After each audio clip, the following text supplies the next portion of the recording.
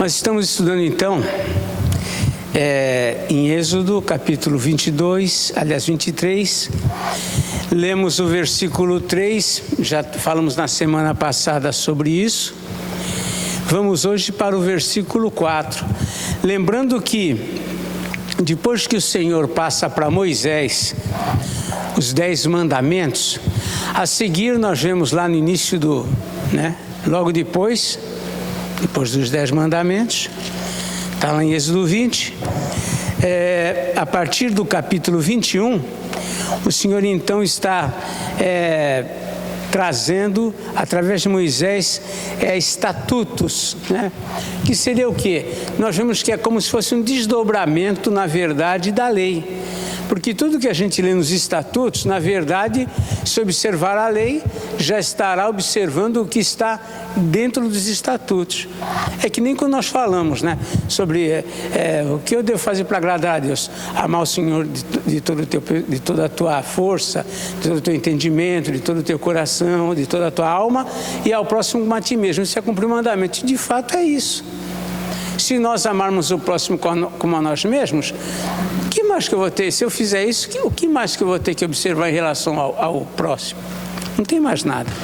Mas os estatutos vão desdobrando nos particulares tudo isso que envolve o relacionamento com o homem. E aqui no capítulo 23, particularmente, nós vamos ler aqui os versos 4 e 5. Alguém pode ler para nós? Se encontrares desgarrado o boi do teu inimigo ou o seu jumento, o reconduzirás. Se vires prostrado debaixo da sua carga o jumento daquele que te aborrece, não o abandonarás, mas ajudá-lo-ás a erguer. Está vendo? A Bíblia ensina o português, como diria o reverendo Marcelino, escorreito. Isso parece um palavrão, mas o português correto é escorreito. Não foi eu que inventei a palavra. Mas quem lê muito a Bíblia começa a ficar craque no português. Tempo de verbo, essas coisas. Bom, vamos para o nosso estudo aqui. Mas esses versos falam de se exercer a misericórdia e a compaixão acima de tudo. E isso cabe ao homem. Se nós lermos esses versos, nós vamos dizer o que a gente tem que ver com um boi desgarrado, jumento. São coisas que não têm a ver com o nosso cotidiano, mas traz princípios que têm tudo a ver com a nossa vida. E esse é o ponto que a gente tem que ler a Bíblia, prestando atenção nos princípios. Aqui o Senhor está ensinando o princípio da misericórdia e compaixão, mesmo com o inimigo, mesmo com o adversário, mesmo com aqueles que nos aborrecem. Então aqui o que ele diz, se encontrares desgarrados, e é um estatuto que ele está dizendo, o boi do teu inimigo ou jumento, lhe o reconduzirás. Qual é a nossa tendência quando nós nos deparamos com uma situação que envolve uma pessoa que não é do nosso afeto?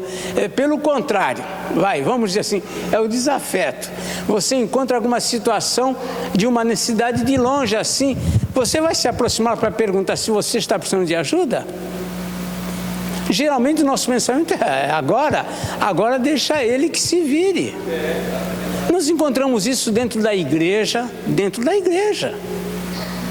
Encontramos isso dentro da nossa vida profissional, dentro da vida acadêmica. Pessoas que às vezes não são pessoas que por alguma razão já nos aborreceram, mas no entanto de repente nós vemos uma situação de necessidade que a gente tem a oportunidade de passar de largo, tem a oportunidade de não estender a mão. Mas a palavra de Deus nos diz que se eu, por exemplo, presenciar alguma coisa assim, e esse é o princípio que está aqui no texto, eu devo sim prestar ajuda e socorrer o meu adversário. Se vires prostrado debaixo da sua carga o jumento daquele que te aborrece, não o abandonarás, mas ajudá-lo-ás a erguê-lo. Eram normas estabelecidas pelo Senhor. Quando a gente pensa no Antigo Testamento, é uma coisa dura com respeito ao relacionamento, às pessoas que nos aborrecem. Isso é uma interpretação unilateral, sem avaliar o conjunto. Na verdade, traz palavras que eu devo ajudar, sim, o meu adversário, o meu inimigo. Se é o meu vizinho que ele me aborrece, e eu vejo que ele está lá passando alguma situação lá de necessidade, algum apuro, algum aperto, não é porque ele me aborrece que eu posso simplesmente fechar os olhos e cuidar da minha vida. É isso que ele está tratando. É a misericórdia, a compaixão sendo exercida.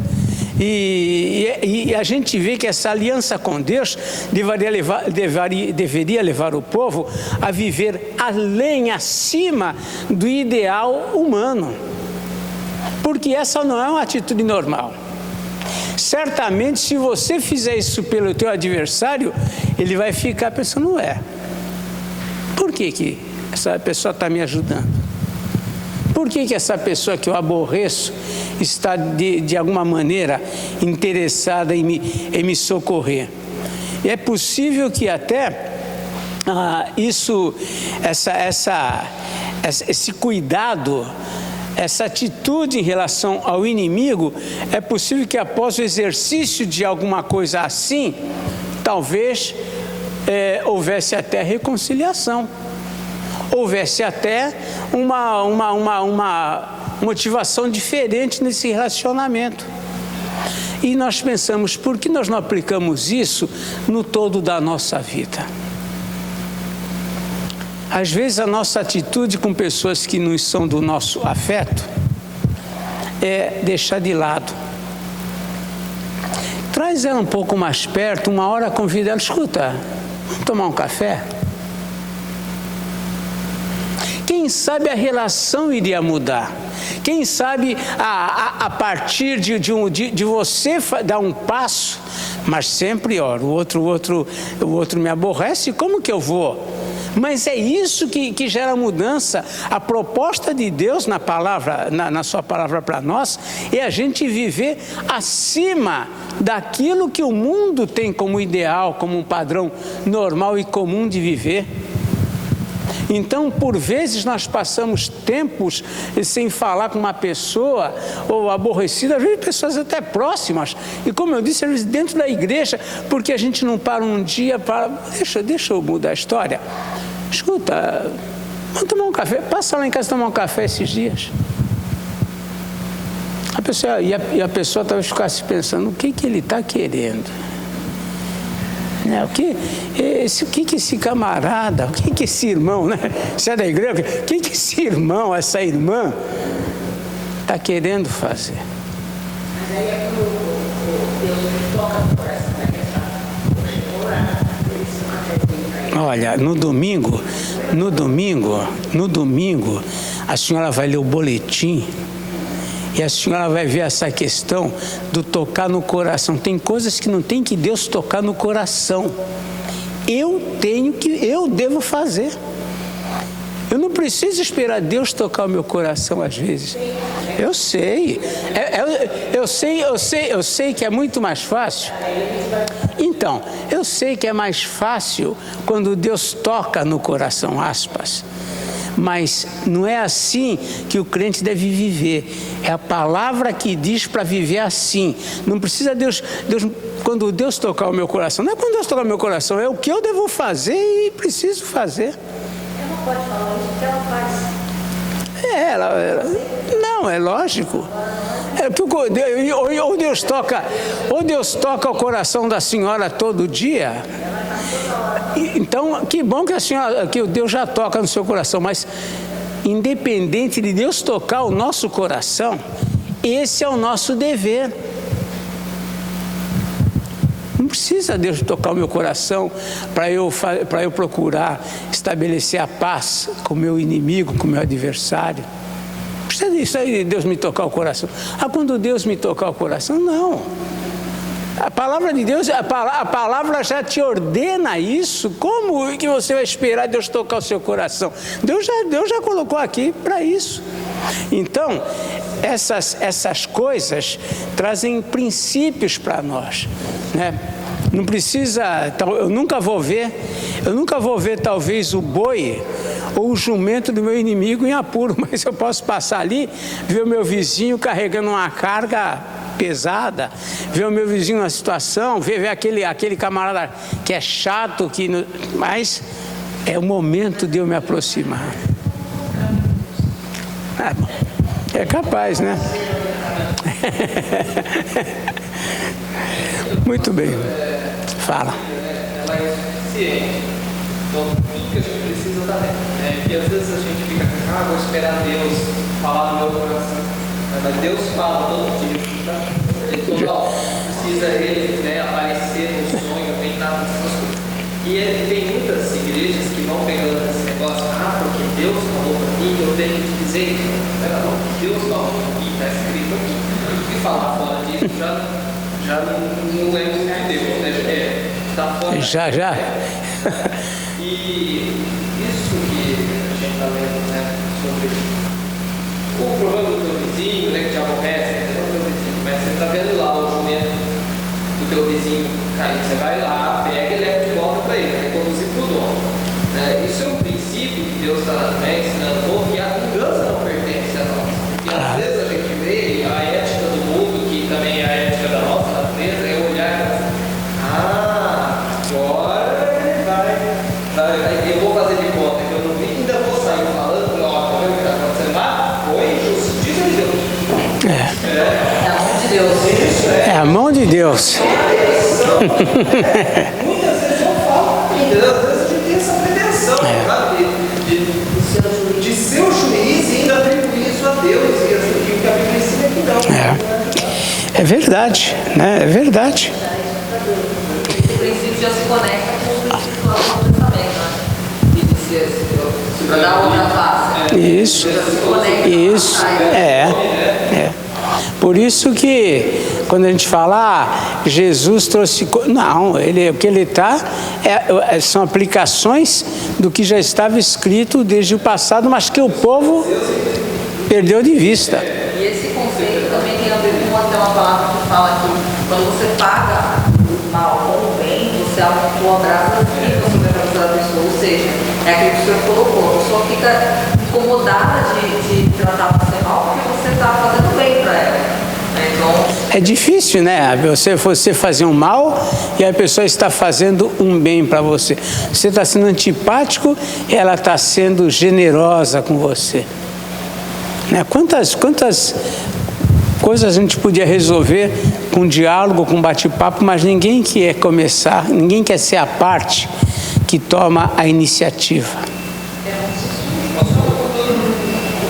Mas a ideia é essa. A ideia é você fazer a sua parte, né? Fala, Joel.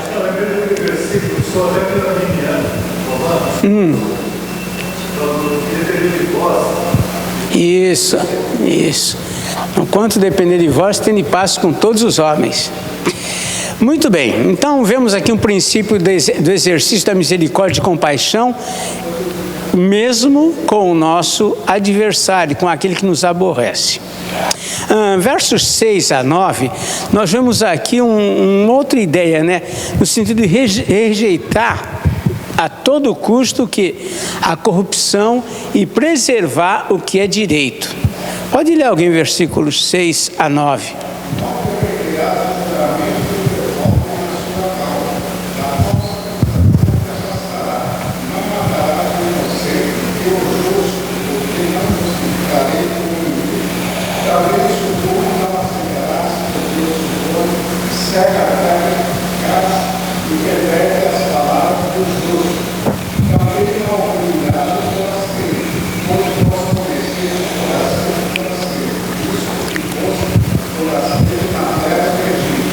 Muito bem, destaca-se aqui que a justiça deve ser exercida acima de tudo para todos aqueles que viviam nos limites de Israel, para todos. Inclusive ele menciona aqui o forasteiro, o estrangeiro, aquele que não era israelita, mas que vivia no meio deles. ele diz aqui, né, que ele não oprimirás inclusive o forasteiro. Ele vai ser tratado também com justiça, independente da posição, fosse pobre, como diz aqui o texto, fosse rico, independente da posição, devia ser tratado com justiça. Da falsa acusação te afastará, não matarás o inocente e o justo, porque não justificarei o ímpio. Ou seja, a justiça deveria ser parte no território de Israel. Isso devia ser observado. Nós sabemos, isso daí é tão... Né, parece que já está a lei já está impressa, de fato está no coração do homem. Nós sabemos que a justiça deve ser observada, mas o que ocorre na prática é totalmente diferente. Quando ele diz aqui, não perverterás o julgamento do teu pobre na sua causa. Nós sabemos, nós vemos no dia a dia qual é a situação do pobre em relação aos seus direitos, como é desprezado, como ele não tem condições. Uma pessoa de poder pode ir para a cadeia, mas tem 300 advogados aí lutando por ele para tirar ele de lá. O pobre está esquecido, porque não tem dinheiro para pagar o advogado, embora ele seja justo, não tem às vezes alguém que assuma o direito dele, que defenda o direito dele. Então nós vivemos num mundo difícil, mas a proposta de Deus para o seu povo é que no ambiente de Israel a justiça fosse estabelecida para com todos, independente de posição, independente se era um forasteiro, se não era. Nós sabemos que tudo isso, o povo, embora esteja aqui, o povo se afastou de tudo isso. O povo se tornou bairrista, o povo não respeitava nem mesmo de outras tribos quando entravam no meio do ambiente de uma outra tribo, isso não era respeitado. Mas a palavra de Deus já estava aqui falando acerca dos deveres dos juízes. Juízes eram esses homens eleitos pelo próprio povo para julgar. Eram homens mais capazes, geralmente eram anciãos, eram pessoas tidas como idôneas para julgar. Então eles não deveriam observar nem se é pobre, nem se é rico, nem se é forasteiro, e não deveria aceitar suborno. Suborno. E a gente vê como tudo isso nós temos visto na nossa própria realidade. Então o apelo para que eles não oprimissem o forasteiro era eles verem lembrar da própria situação deles vivida, aliás, no Egito, onde eles sofreram por conta de serem estrangeiros. Foram recebidos muito bem nos dias de José, mas depois essa condição mudou. Eles deveriam, portanto, se compadecer também dos estrangeiros, daqueles que eram forasteiros ou morassem ou estivessem de passagem por eles. Vemos também, nesse sentido, alguma coisa que fala sobre o descanso e até a proteção ambiental e social. Vamos ler os versos 10 e 11. 6 anos semearás a tua terra e recolherás os seus frutos. Porém, no 7º ano a deixarás descansar e não a cultivarás, para que os pobres do teu povo achem o que comer, e do sobejo comam os animais do campo. Assim farás com a tua vinha e com o teu olivar. Pode ler o 12 também, Jéssica. 6 dias farás a tua obra, mas ao 7º dia descansarás, para que descanse o teu boi e o teu jumento, e para que tome alento o filho da tua serva e o forasteiro. Nós vemos nesses textos que o Shabá, o sábado, ou o descanso, e além de se guardar 6 dias, de se trabalhar 6 dias, melhor dizendo, e descansar 1. O princípio do sábado se aplicava inclusive ao descanso da própria terra, em benefício do ambiente, dos mais pobres e até dos animais. É interessante essa ordenança aqui, né? Que eles iriam semear durante 6 anos a terra, mas aquele espaço de terra semeado, no 7º ano, deveria descansar. Essa terra não ia ser arada, ela não ia ser trabalhada. O que nasceu, nasceu. E isso que nascesse ia ser para os animais do campo, para os mais pobres, aqueles que não tinham terras, poderiam então entrar nessa terra e se sustentar através dela. É interessante que isso significa que o Senhor ia abençoar a terra de tal maneira que nesse período de 6 anos eles iam conseguir armazenar para que não faltasse durante esse 1 ano. É a nossa realidade, né? Os que trabalha a semana inteira, folga no primeiro dia, que é o nosso caso, mas o folgar no primeiro dia não traz prejuízo financeiro para quem trabalha, porque os 6 dias já estão garantindo esse dia de descanso. O Senhor também ia promover de tal maneira a situação que eles não iam sentir necessidade. No 7º ano, a terra deveria ser descansada, deveria ser deixada para que produzisse normalmente. No versículo 12, a mesma coisa, ele reforça aqui a ideia do sábado. 6 dias farás a tua obra, mas ao 7º descansarás, para que descanse o teu boi e o teu jumento, e para que tome alento o filho da tua serva e o forasteiro. Aqueles que trabalhavam para ele deveriam folgar também nesse dia, para eles também. Então não era só uma questão do patrão descansar. O servo também deveria descansar. Até o animal deveria descansar nesse dia. Então, há aqui uma sabedoria divina com respeito à condição do homem, com respeito à própria necessidade do homem desse descanso. Guardar essa ordenança era reconhecer que Deus é o dono da terra. Agora, veja que coisa interessante. O Senhor está dando essas ordens para o seu povo. Imagina as nações em redor que não eram de Israel, eles vão falar, por que eles... Porque para os outros não faz diferença entre dia e dia.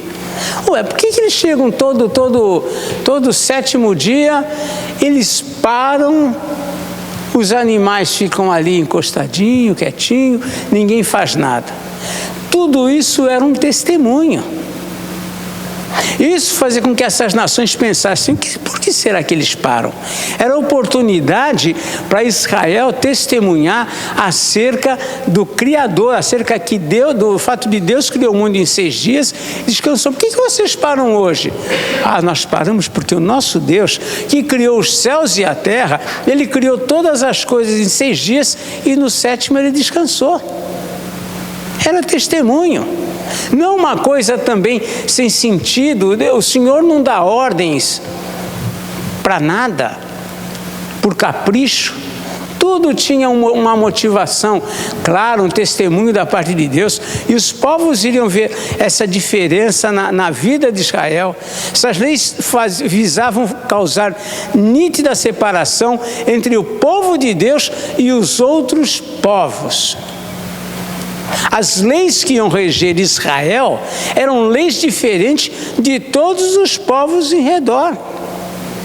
Eram leis que serviam, que atendiam, que foram dadas exclusivamente para o povo de Deus. Exclusivamente para o povo de Deus.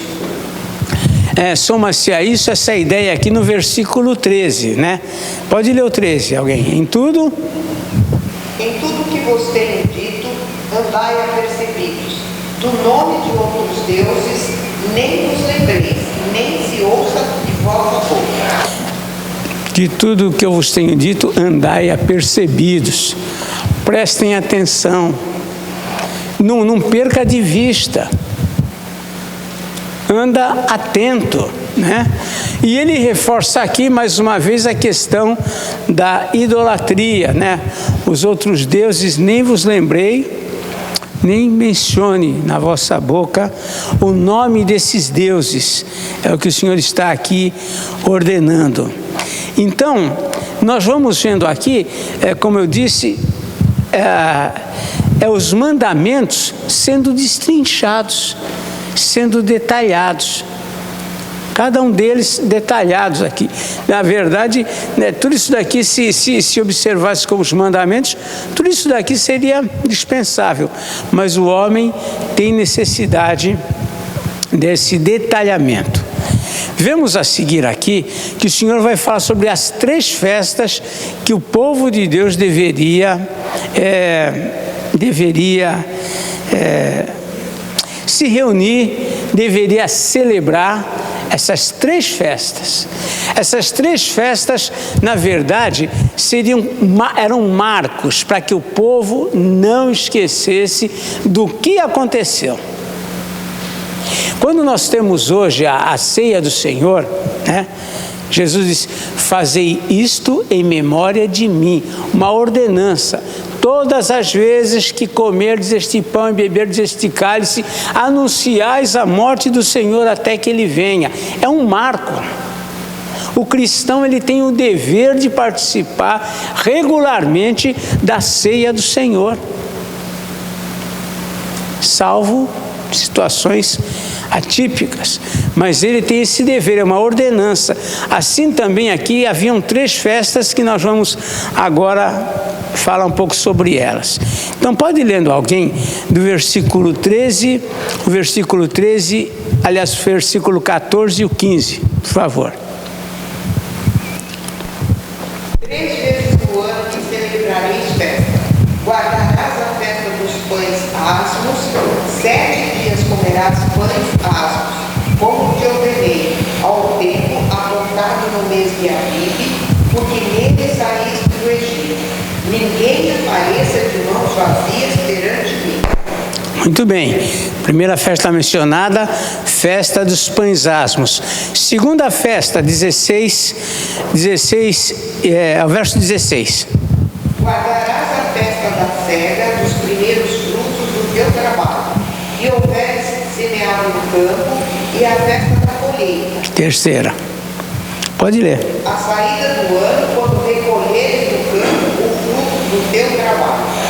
E 17. 3 vezes no ano, todo homem aparecerá diante do Senhor Deus. Muito bem, um compromisso. Os judeus deveriam celebrar essas 3 festas. Primeira festa, a festa dos pães asmos. Ocorria geralmente no mês de abril, maio. É o período ali, até em torno da data que eles saíram do Egito. A data que eles saíram do Egito. Celebração da primeira colheita de cevada. Começava um dia depois da festa da Páscoa. Depois que eles comemoraram a Páscoa, que saíram do Egito, seria a Páscoa comemorada, eles passaram 7 dias comendo pães asmos, sem fermento. Essa era a ideia, tá? Então a festa dos pães asmos tinha tudo a ver com o êxodo. Quando eles comemoravam essa festa, eles lembravam de toda a situação que envolveu a saída do povo no Egito. A segunda festa que ele menciona aqui no versículo 16, guardarás a festa da cega, dos primeiros frutos do teu trabalho. Então, festa da cega ou festas das semanas, ou ainda o Pentecostes. Era essa festa, chamada festa da cega. Acontecia 7 semanas depois dos pães asmos. Vocês lembram que Jesus, ele comemorou a Páscoa com os discípulos e, posteriormente, 51 dias depois, aconteceu os pães asmos. Aliás, a festa do Pentecostes, lá já registrada no livro de Atos, com a descida do Espírito Santo. Então, vinha depois do Pentecostes, vinha a festa dos pães asmos. Nela comemorava-se a colheita de cereais diversos, mas assim, sendo um deles o talvez um dos principais que eles tinham. Festa da Cega, ou do Pentecostes, que é mais conhecido. Terceira festa que está aqui, 7 semanas, o senhor falou? 7 semanas, tá? Mas dava 50 dias, porque no dia seguinte começava. Por isso que nós sabemos que o Pentecostes caiu num domingo. Por isso que nós sabemos que a descida do Espírito Santo se deu no primeiro dia da semana. Por quê? Por causa dessa soma de dias que caía. Pentecostes era o primeiro dia depois das 7 semanas. Ok? Então, fala. Aqui ele fala, ninguém que apareça de mãos vazias perante mim. Sim. E isso quer dizer exatamente o quê? Eles entregariam as ofertas, os dízimos nesse período. Lembra que é a colheita, eles estão recolhendo os frutos. Então eles separavam as primícias dos pães. Onde que você está lendo? É o final do domingo. Ah, sim, por conta da festa, eles trariam o quê? Sempre ofertas, sempre sacrifícios eles ofereciam. Sempre traziam isso, né? Ninguém apareça de mãos vazias perante mim, porque essas festas, era sempre regada com alimentos, com sacrifícios, com animais, independente de ser aqui da cega e da colheita, independente disso. Eu perguntei isso porque uma vez nós íamos trazer alguma coisa para comemorar alguma coisa aqui. Então a Raquel falou, quem puder levar macarrão, quem puder levar fruta. Aí alguém disse, quem puder levar nada, não leva nada. Ele falou, não, ninguém entra de mãos vazias na casa do Senhor. Aí eu pensei, e agora? Essa daí são palavras da Raquel, não é palavras do Senhor.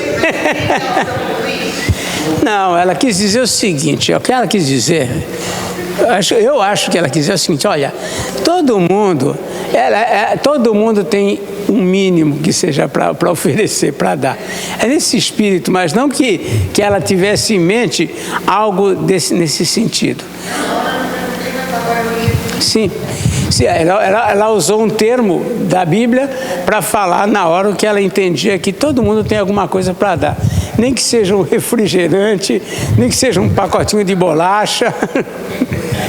Talvez nesse sentido. Mas mesmo nessas festas, eu entendi, você aplicou aqui. Mesmo nessas festas, eles faziam comidas com ervas amargas, pães asmos, mas eram ervas amargas, tinham coisas próprias dessa festa. Geralmente, quando chega esse período na televisão, aparece sempre, é curiosidade, porque a TV, os jornais têm interesse nisso. Aí vai lá na casa de um judeu, aí fica lá mostrando comidas típicas dessa época. Eles mostram, não, porque nós temos aqui comidas com ervas amargas, e aí eles mostram lá o pão sem fermento, essas coisas. Então, eles promovem isso, porque era uma festa. Festa é que nem presbiteriano, tem que ter o que comer, tem que ter, era isso.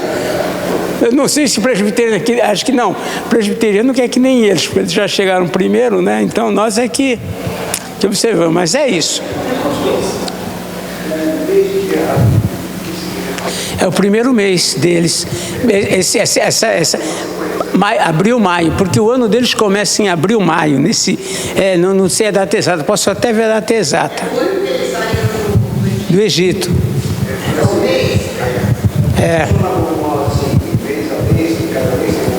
Tem.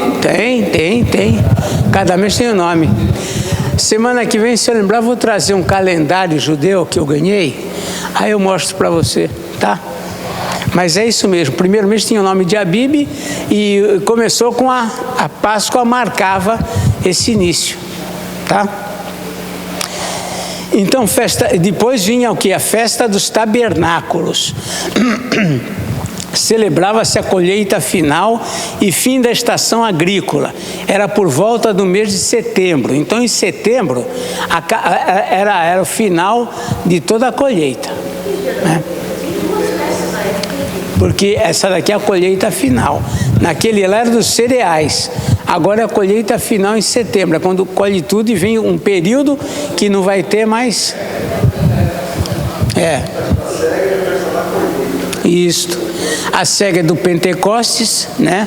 Da festa das semanas, que eles recolhiam cereais, inclusive o trigo, mas o trigo não brotava, não continuava brotando.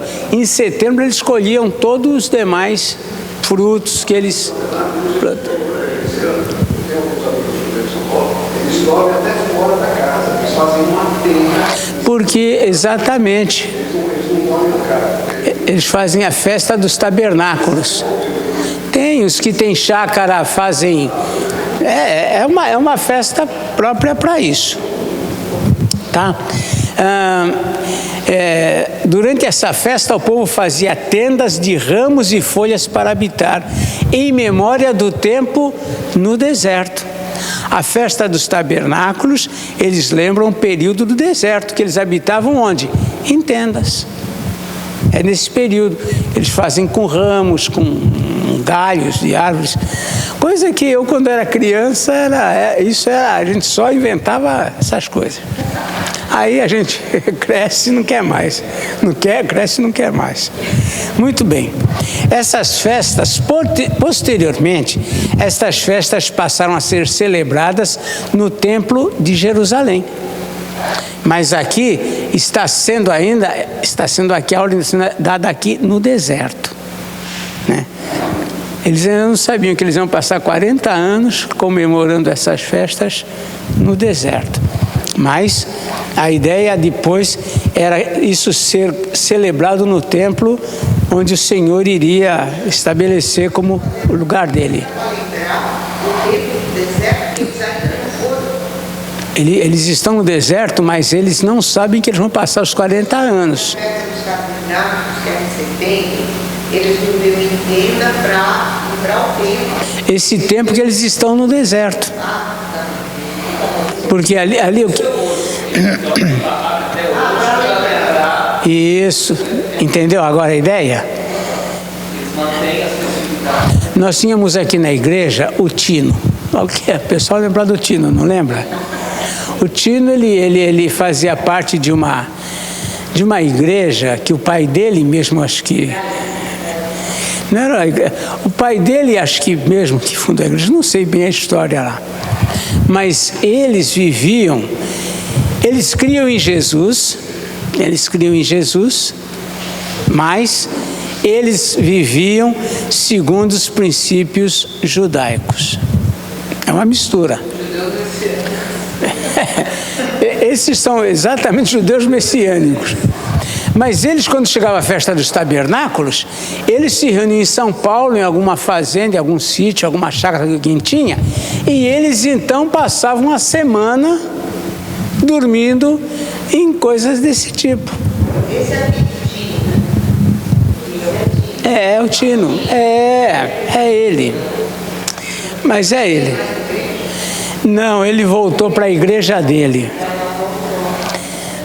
Desde que a igreja estava passando por problemas, ele precisava ajudar e voltou para lá.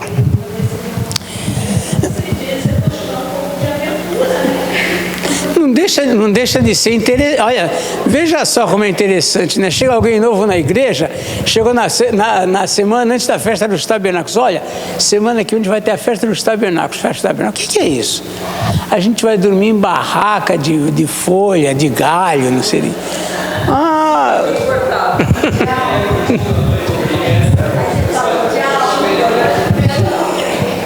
Muito bem. Então nós vemos ainda, né, nesse mesmo texto, recomendações ainda aqui com respeito a essas festas, né? Pode ler o 18 e 19. Não oferecerás o sangue do meu sacrifício com pão levedado, nem ficará a gordura da minha festa durante a noite até pela manhã. As primícias dos frutos da tua terra trarás à casa do Senhor teu Deus. Não comerás o cabrito no leite da sua própria mãe. Ok. Então, são ordenanças, como temos falado, para aquele próprio contexto, né? o sangue do sacrifício com pão levedado. O pão deveria ser asmo, né? Nem ficará gordura na minha festa durante a noite. Lembra que quando eles saíram do Egito, eles comeram na noite anterior. Eles sacrificaram um cordeiro e colocaram ele para assar, e não podia ficar nada para amanhã, ou seja, não podia usar nada daquilo. Então tinha algumas regras que o Senhor está estabelecendo com eles que a gente pensa hoje, né? E agora? Mas eram as regras que estavam sendo feitas e tinham sentido, e o povo deveria obedecer. As primícias dos frutos, aqueles primeiros frutos colhidos da terra, devia ser trazido à casa do Senhor. Aqui ainda não está estabelecido os levitas, vai entrar depois, mas vai trazer a casa do Senhor. Por quê? Para que a casa do Senhor tenha o sustento, tá? Não cozerás o cabrito no leite da sua própria mãe. O cabrito, e algum contexto, ele era cozinhado no próprio leite.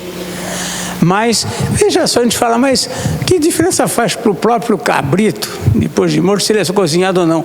Mas isso mostra um princípio de consideração. É interessante, né? Você vai pegar o cabrito e cozinhar ele no leite da própria mãe? Não tem. Então eram coisas que isso traz uns princípios. Não sei se vocês conseguem. Como? Sim. Da outra cabrita, que seja. Mas não seria cozinhado no leite da própria mãe. Não é uma questão de culinária aí. Aí é uma questão de, né, parece que tem até um pouco de respeito aí na história, um pouco de ética, né? Parece que tem uma ética. Você não vai cozinhar o cabrito no leite da própria mãe. Agora vai. Quer dizer, parece uma coisa meio sem sentido, mas tem aqui um quê de ética, um quê de consideração, um quê de respeito, um quê de, né? É isso aí, é alguma coisa que deve despertar. Pois não.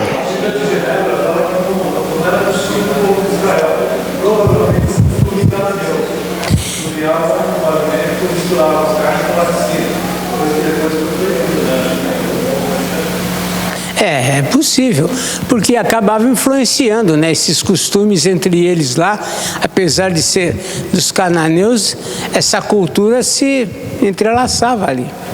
Então acontecia mesmo. Muito bem, algumas recomendações finais, né? Nós vemos aqui a partir do verso 20, né? Vamos ler um pouquinho aqui do 20 até o 22. Estou indo no meu relógio. 20 ao 22, pode ler alguém. Eis que eu envio um anjo adiante de ti, para que te guarde pelo caminho e te leve ao lugar que tenho preparado. Guarda-te diante dele e ouve a sua voz, e não te rebeles contra ele, porque não perdoará a vossa transgressão, pois nele está o meu nome. Mas, se diligentemente lhe ouvires a voz e fizeres tudo o que eu disser, então serei inimigo dos teus inimigos e adversário dos teus adversários. Muito bem, aqui um contexto, um contexto de mistério, né? O Senhor estabelece uma distinção entre ele e o seu anjo, né? Ele faz uma distinção, mas ao mesmo tempo ele o identifica dizendo: nele está o meu nome, né?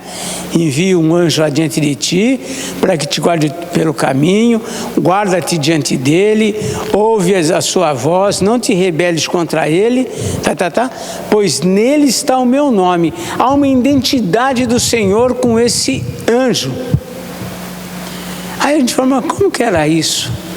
Nós não vamos conseguir nunca resolver esse dilema, né? Como que era esse personagem? E vinha um anjo adiante de ti. Nada indica que aparentemente que eles viam a figura de um anjo, mas eles sabiam que um anjo do Senhor estava à frente deles. Existem alguns elementos que nós vamos ver, a questão da nuvem e do fogo, que vai estar à frente deles, e isso eles vão ter percepção. Agora, desse personagem do anjo com o qual o próprio Senhor se identifica, né, nós não temos como esclarecer isso. No 23 ele diz: porque o meu anjo irá adiante de ti e te levará aos amorreus, aos heteus, aos ferezeus, aos cananeus, aos heveus e aos jebuseus, e eu os destruirei. Então esse anjo do Senhor estará à frente do povo.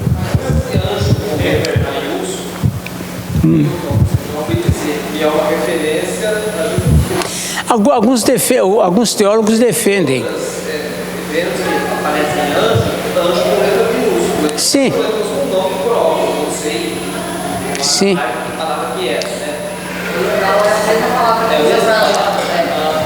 Alguns defendem algumas manifestações de Cristo, né, de Jesus, mesmo no Antigo Testamento. Uma delas é esta, outra delas vamos ver mais na frente, quando Josué se depara com um guerreiro no campo de batalha, e o guerreiro pede para ele que tire a sandália dos pés, porque ali é um lugar.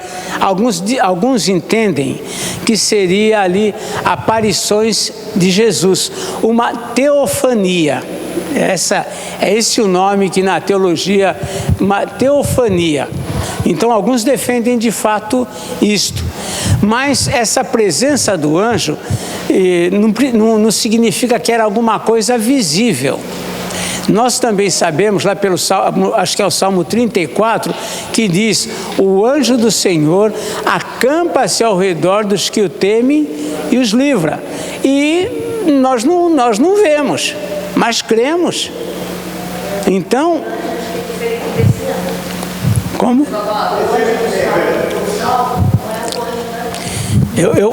Olha, oi, não entendi. Não é a questão, não. Alguns entendem que seria uma manifestação de Cristo já, de Jesus em meio ao povo. Mas isso é o que defende alguns teólogos. A palavra de Deus não esclarece totalmente. Nós não temos um esclarecimento completo desse anjo. Mas a maioria dos teólogos defende que seria manifestações de Jesus no Antigo Testamento. Mas aí no Antigo Testamento também tem a aparição do anjo quando Sim, de Abraão, com Abraão, diversas situações. mas aí eu já Em Gideão, com Jacó. Mas já fui até procurar e ela fala, não fala que era um homem. fala um homem. Mas nenhum deles tem a menção que tem aqui, pois nele está o meu nome. Sim. E aí você entender isso na plenitude da expressão é que entra a confusão. Nós não temos uma clareza. As palavras, pastor, nesse versículo que a Bruna citou, e nesse, a palavra anjo no hebraico é a mesma palavra. Não tem diferença. Anjo é uma palavra, né, que significa mensageiro. Sim, mas aí também não diz se era um anjo, se era querubim, se era um serafim, se era arcanjo. Tem coisas que são sobremodo elevadas, né? Não podemos atingir. Mas nós vemos aqui, o fato é que, né, o Senhor, através do anjo, o Senhor estaria à frente do povo, guiando eles, e diz aqui que destruiria os inimigos. E novamente vem sempre essas repetições: não adorarás os seus deuses, nem lhes darás culto, nem farás conforme as suas obras. Antes os destruirá totalmente e despedaçarás todas as suas colunas. Então aqui o Senhor já está falando sobre o ingresso deles na terra prometida. E essas terras eram repletas de ídolos, de templos, de imagens, de esculturas. Coisas que, para eles, isso era proteção. Mas o povo que entrasse lá, nessa batalha, nessa guerra, eles teriam que destruir tudo isso e despedaçar. Isso era uma rejeição, era um desprezo aos deuses desses povos. No 25 ele diz: servireis ao Senhor vosso Deus, e Ele abençoará o vosso pão e a vossa água, e tirará do vosso meio as enfermidades. Então o Senhor promete bênção diante da fidelidade deles para com tudo aquilo que eles iam enfrentar nessas batalhas. E esses ídolos foram uma tentação para o judeu. A única coisa, que até hoje os historiadores entendem que a única coisa que fez com que os judeus deixassem realmente, começassem a ter algum que contra os ídolos, foi o cativeiro babilônico. Antes disso, eles se encantavam com os ídolos. Se encantavam com os objetos de culto. O culto dos cananeus era atraente para eles, porque envolvia orgia. Imagina uma coisa assim, né? Os cultos envolviam orgia. Então era fácil convidar um judeu. Vamos chegar uma filisteia lá, vamos lá para o nosso culto lá. Ora, era isso que acontecia. Então os judeus, eles eram envolvidos, era um negócio diabólico, arrastava, levava, atraía, né? Toda essa questão. Então o Senhor está dizendo que vai abençoá-los, né? E vai, inclusive, tirará do vosso meio as enfermidades, né? Muitas vezes eles sofriam por conta das maldições, por conta de enfermidades que o Senhor mandava diante do pecado deles. Na tua terra não haverá as promessas de bênção, eles sendo obedientes. Não haverá mulher que aborte nem estéril. Completarei o número dos teus dias. Enviarei o meu terror diante de ti, confundindo a todo o povo por onde entrares. Farei que todos os teus inimigos te voltem às costas. Ou seja, o anjo do Senhor indo à frente do povo e assegurar que eles iam dominar aquela terra e não iam ter perdas, sofrimentos. Que curioso ainda, versículo 28, também enviarei vespas diante de ti, que lancem os heveus, os cananeus, os heteus diante de ti. O Senhor ia enviar vespas. Quando eles chegassem diante desses povos, muitos já teriam fugido por conta dessas coisas, então iam ficar incapacitados, eles iam ter um domínio fácil, porque eles já estavam afetados por toda essa circunstância estranha acontecendo com eles, né? As vespas atacando. E aí o Senhor fala uma coisa interessante no 29, não os lançarei diante de ti num só ano, para que a terra não se torne em desolação e as feras do campo se multipliquem contra ti. Ou seja, eles não vão sair de repente. O próprio Deus diz que vai manter eles lá por um tempo. Para quê? Porque se limpasse toda a terra dos inimigos, as feras iriam se multiplicar. Nós não vemos a cena do dia a dia deles, mas era um lugar que tinha todo tipo de fera, leões, tinham animais ferozes, peçonhentos, e se toda essa terra ficasse deserta, esse tipo de coisa iria se multiplicar. No 30 ele acrescenta, pouco a pouco os lançarei de diante de ti, até que te multipliques e possuas a terra por herança. Quando eu estava lendo isso, estudando, pensando, eu falei, mas que coisa estranha. Nós queremos às vezes que os nossos problemas saiam de uma vez.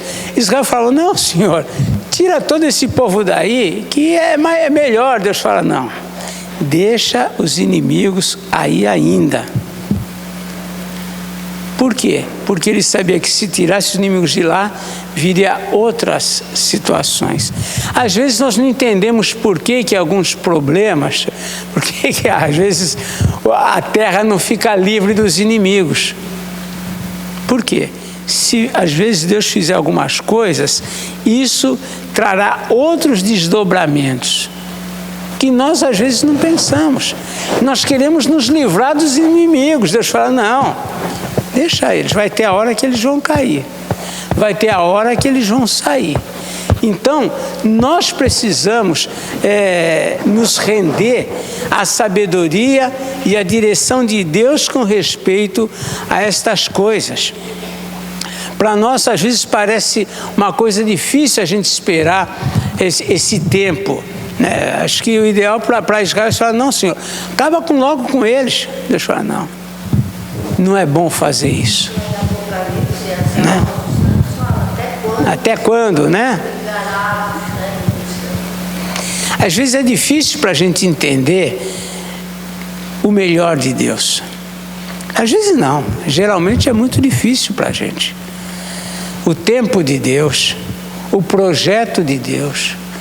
O nosso projeto parece que é melhor, resolve com mais urgência, mas Deus às vezes fala, não, deixa lá, né? É melhor que os inimigos permaneçam ainda durante um tempo. É isso. E nós precisamos às vezes entender essa ação de Deus, que nem sempre nós temos condições, capacidades de compreender. Deus poderia resolver tudo isso, mas veja também um outro ponto. Deus poderia resolver tudo isso. Os animais poderiam não se multiplicar. Deus não podia interferir na natureza? Podia, claro. Deus podia acabar com os inimigos e não permitir que, ou matasse os animais, mas ele não, ou não permitir que os animais se multiplicassem.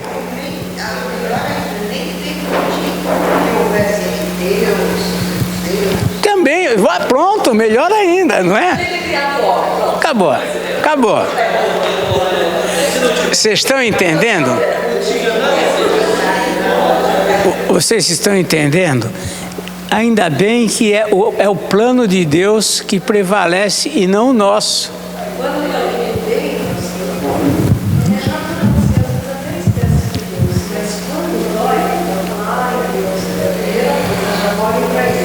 Então a dor tem o seu valor, não tem?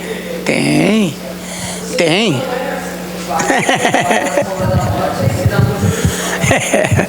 É no deserto que a gente cresce, gente. Ninguém cresce em cima de carpete. É no deserto. É na vida difícil. É ali que nós crescemos. É ali que nós desenvolvemos. É ali que a maturidade acontece. É ali que a gente vê a bênção de Deus. Não é diferente. Então, ainda que ele pudesse interferir na ordem natural das coisas, ele não faz, ele não interferiu, né? Ele não interferiu. E Deus, segundo a sua soberania, muitas vezes ele interfere em coisas que nós achamos que o mais natural era ele agir. Os discípulos não pediram lá que ele, no texto que nós lemos no início, que descesse fogo do céu? Se desce fogo do céu, acaba com os samaritanos. Deus, Jesus falou, vocês não estão entendendo nada. E nós também, por vezes, se descer fogo do céu... Eles eram fraquinhos, mas nessa hora, quer que nós mandemos? Eles não tinham fé nem para a natureza, para a tempestade, mas ali eles se enchem de moral. Quem que falamos para descer fogo do céu? Jesus falou, né, às vezes... Ai, gente, na semana que vem nós continuamos.